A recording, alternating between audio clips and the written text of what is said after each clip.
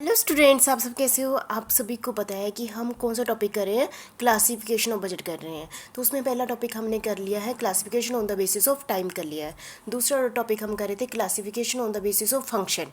ठीक है, तो इसके अंदर हमारे दो टॉपिक थे, एक था मास्टर बजट, दूसरा है different types of the function. ठीक है, मास्टर बजट हमने कर लिया है, तो हम उसका सेकेंड पार्ट किसका करते हैं, बेसिस ऑफ द फंक्शन के बेस पर सेकेंड पार्ट हम करते हैं फंक्शन बजट। ये जो फंक्शनल बजट कौन कौन से होते हैं। ठीक है, तो आपको बता दूं फंक्शनल बजट और इसको ये कहते हैं सब्सिडियरी बजट कहते हैं। ये जितने भी हमारे पास, ये डिपेंड करता है साइज ऑफ द बिजनेस और एक बिजनेस में नेचर ऑफ द बिजनेस पर डिपेंड करता है कि कितने फंक्शन होंगे। जिस भी बिजनेस के जितने ज़्यादा फंक्शन होंगे उसके उतने ही बजट बनेंगे। हो सकता है कि बिजनेस बहुत बड़ा है तो उसके हिसाब से बजट बनेंगे। ठीक है, तो डिपेंड करता है बिजनेस की नेचर पर, साइज पर डिपेंड करता है कि कितने उसके फंक्शन है, उस हिसाब से क्या बनेंगे, बजट बनेंगे। फिर भी हम थोड़े से डिस्कस कर लेते हैं सेल बजट। आप सभी को पता है कि जो बजट है ना, सबसे पहले हम कौन सा बजट बनाते हैं, सेल बजट बनाते हैं कि हम ये एक्सपेक्टेशन करते हैं कि फ्यूचर में हमारी सेल कितनी होगी। ठीक है, उसी के बेस पर बाकी बजट बनते हैं। ठीक है, हमें पता है कि हमने इतनी सेल करनी है, उस हिसाब से हम प्रोडक्शन बजट बनाएंगे, उसी के हिसाब से हम रॉ मटेरियल खरीदेंगे तो उसका बजट बनाएंगे, उसी के हिसाब से सेल कितनी, प्रोडक्शन कितनी करनी है, उस हिसाब से हम कितनी लेबर चाहिए उतनी प्रोड्यूस करने के लिए, तो उस हिसाब से हम लेबर बजट बनाएंगे। प्लांट बजट मतलब एक हमारे प्लांट की कितनी कैपेसिटी है इतनी प्रोडक्शन करने के लिए, उसका बजट बनाएंगे। तो रिसर्च एंड डेवलपमेंट बजट बनाएंगे, ये लॉन्ग टर्म बजट हो गया। ओवरहेड बजट मतलब कि इंडायरेक्ट एक्सपेंसेस का बजट बनाएंगे। फाइनेंशियल बजट में आ गया cash budget, capital budget, expenditure budget. तो ये बहुत सारे बजट है, ये डिपेंड करता है कि बिजनेस का साइज कैसा है, नेचर कैसी है। ठीक है, तो एक एक करके हम करते हैं। सबसे पहले हम डिस्कस करते हैं सेल बजट। किसी भी बिजनेस का सबसे पहला बजट बनता है, पहला बजट सेल बजट बनता है। जो सेल बजट है वो हमें ये बताता है कि हम फ्यूचर के लिए बनाते हैं बजट। हो सकता है 1 महीने का बजट बनाए, 6 महीने का बनाए, 1 साल का बनाए। बजट हमेशा फिक्स पीरियड के लिए बनाते हैं। इसमें हम एक्सपेक्टेशन करते हैं अगले 1 साल में हमारी कितनी सेल होगी। ठीक है, उसका एक्सपेक्टेशन हम कैसे करते हैं, बहुत सारे फैक्टर है जिसके बेस पर हम सेल बजट बनाते हैं। देखो, एक तो हम पास्ट एक्सपीरियंस देखते हैं, हम देखते हैं कि पिछले महीनों में जनवरी फरवरी जितने भी 8-10 महीनों की सेल निकालते हैं, चाहे अमाउंट में निकालते हैं या फिर यूनिट्स में निकालते हैं। फिर उनका ट्रेंड देखते हैं कि उनका ट्रेंड बढ़ रहा है या डाउन में जा रहा है या स्टेबल है, तो उससे हमें आइडिया लग जाता है कि नेक्स्ट हमारी सेल कितनी होगी। दूसरा, हम मार्केट के साथ रिसर्च करके भी पता लगा सकते हैं। तीसरा, हमारे जो डिस्ट्रीब्यूटर होते हैं उनका डायरेक्ट लिंक किससे होता है, कस्टमर के साथ होता है, उनसे भी हम थोड़ा डिस्कस करके अंदाज़ा लगा सकते हैं कि फ्यूचर में हमारी सेल कितनी होगी।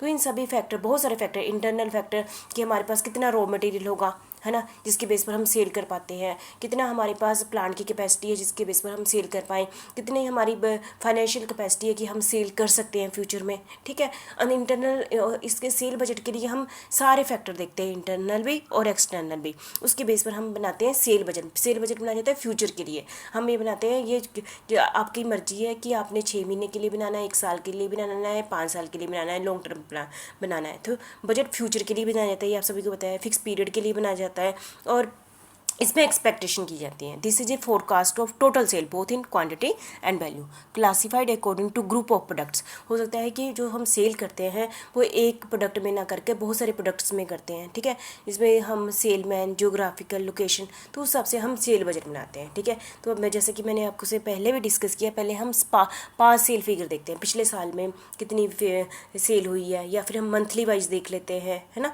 तो उसकी फिगर का हम देखते हैं कि जो फिगर है वो अब बढ़ जा रही है या डाउनवर्ड जा रही है या बराबर जा रही है, तो उस सेल के बेस पर हम ट्रेंड का पता चल जाता है। तो हम फ्यूचर की एक्सपेक्टेशन कर लेते हैं पास सेल फिगर से। ठीक है, उसके बेस पर हम सेल बजट बनाते हैं। दूसरा है हमारा assessment and report by salesman.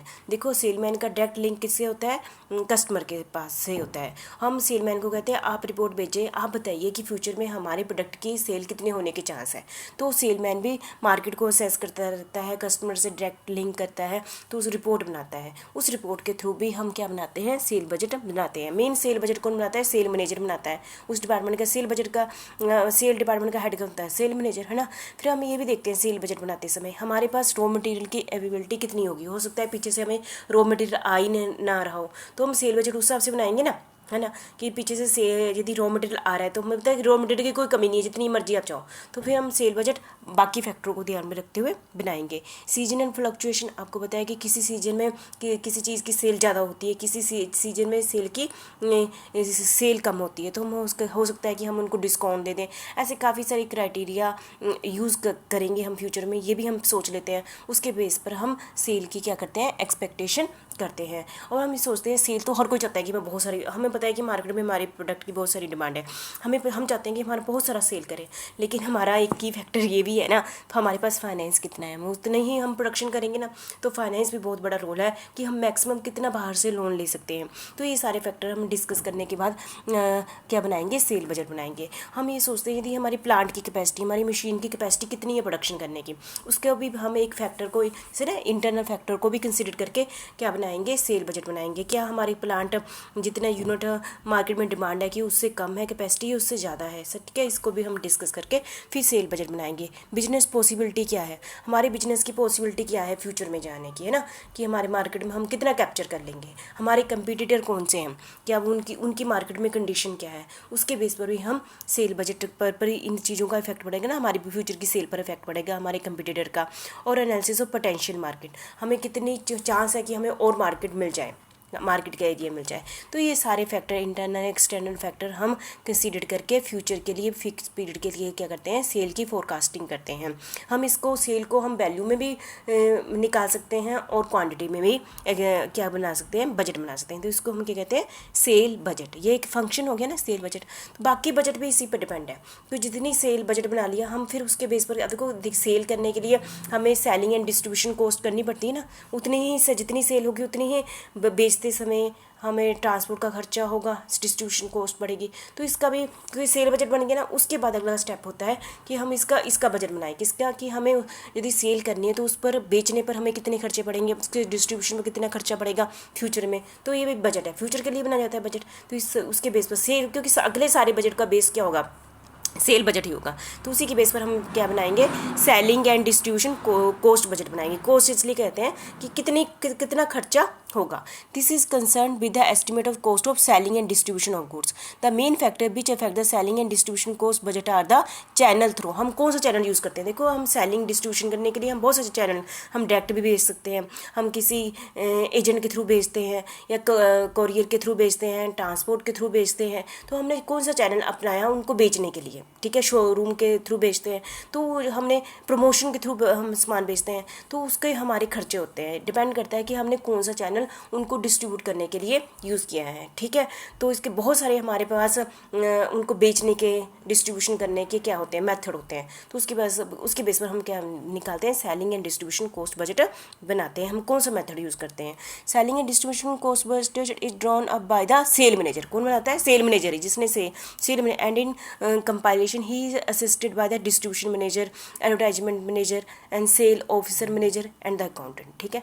for compiling this budget the expenses are grouped according to elements, जैसे direct selling expenses है ना, sale office expenses, distribution expenses and advertisement expenses, ये सारे इसके कंपोनेंट आ जाते हैं किसके, selling and distribution cost budget.